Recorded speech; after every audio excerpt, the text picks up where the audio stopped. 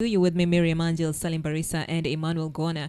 It is 20 minutes past 8, and in studio we have Terry Mwongeli. She is a senior legal counsel at FIDA Kenya. Terry, good morning. Good morning. How are you? I'm all right. Welcome to the show. Thank you. Welcome to Swahili Pot FM. Thank you so much. Very intentional with that. Yeah. But now, Terry, there's been a rise in femicide cases. It's not new. Mm-hmm. And this is how our news have been. Mm-hmm. You have headphones? I think I'm okay. Now, I want you to listen to something. Okay. Yes. So this is how our news headline has been.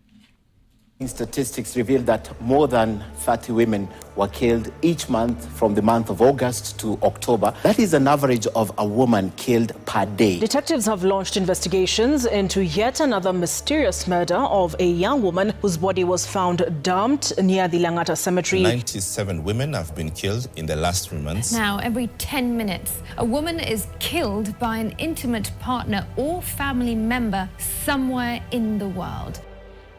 So this is not new.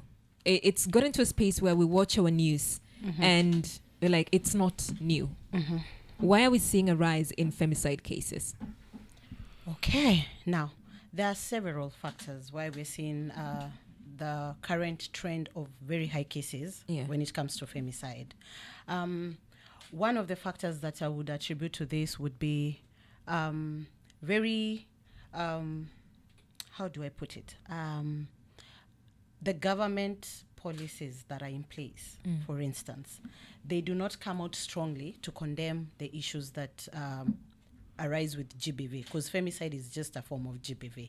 Just that we're trying to say that femicide should be now a standalone, a distinct offense. So one of the things that I would say would be, you see, like when we had the presser last year, one of our demands was that the government needs to come out and speak about femicide. So you find it's more of the CSOs and other stakeholders who are actually having measures that combat this particular vice. So one of the things is having not very good the government itself, policies. Even as we speak, I want to believe we still do not have a CS for gender.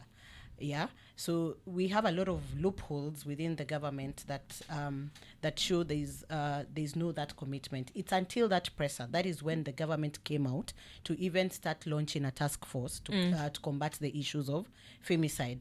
Initially, even with the statistics, as you see, as at 2024, the cases that we had on record were at around 156. Yeah. So that tells you with the increasing trend since 2020 to 2024. If you look at 2020, there were 60. 2021, there were 70. The ones that we know. 2022, they were at 46. 2023, they were 83. 2024, we were at 156. Now, as that 2024, I don't have the correct data, but looking at that trend, that tells you if the government had already started speaking about this vice since 2020, up to 2024, would not be speaking of such numbers. Another thing I would attribute to this particular rise of femicide, it's also our judicial system.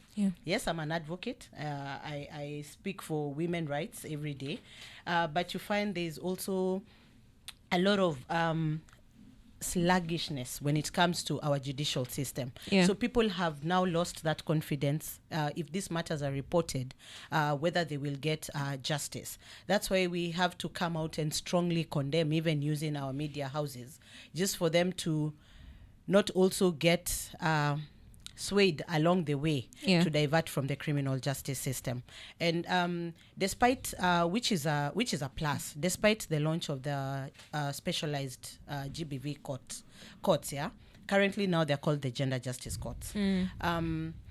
Despite us having those courts, you still find that because of also the backlog of cases, the cases are taking so long for the perpetrators to be brought to book. So one of the things that we are really experiencing when it comes to the high rise, I'm sure if one matter is tried and determined, and people actually get to see that this person was sentenced to a certain period, that is when I think most people will now also hold back and say they cannot also commit these crimes, because we can also trace it back to the patriarchal systems that we have. We have very deep-rooted societal norms that actually make the woman look very vulnerable. Like when people, because of the femicide cases, if you look at what is causing them, they are intimate partner relationships. Yeah. Most of them are actually boyfriend and a girlfriend, you know? And people also don't know that there is a law that actually protects them. The Protection Against Domestic Violence Act. People don't know that you can approach the court and actually get protection orders, exclusion orders, to protect you from this person who's actually been harmful. Because also when we look back again to our societal norms and where the woman has been placed and the patriarchal systems. Yeah.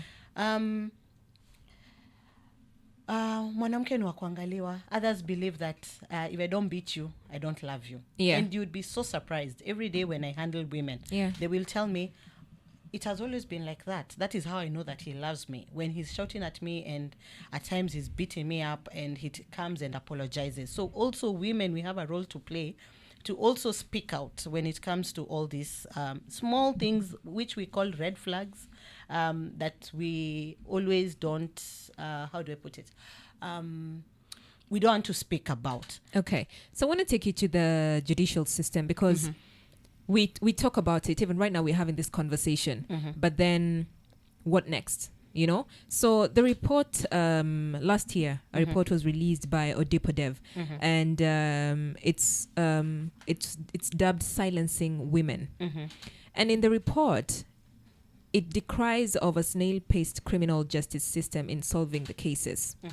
It says that justice remains slow, with an average case duration of 4 years from court filing to verdict in 2024, up from 3.6 years average between 2016 and 2023. And you've said it. Is it that it's not taken seriously when it comes to femicide? Because it is true, we are yet to see somebody held responsible. So why are we not seeing somebody held responsible? We're just seeing rising cases of this person has been killed, this person, as recent as 2 days, 2 days back. Yes. There was a case of a lady, you know, who was killed by the boyfriend. And then there's another case in the police. There was another case in court of a man who had hired a hitman to kill his partner. So we're seeing it's happening. But now what's the solution? Where are we seeing reports of people dying? What do we do so that people may stop?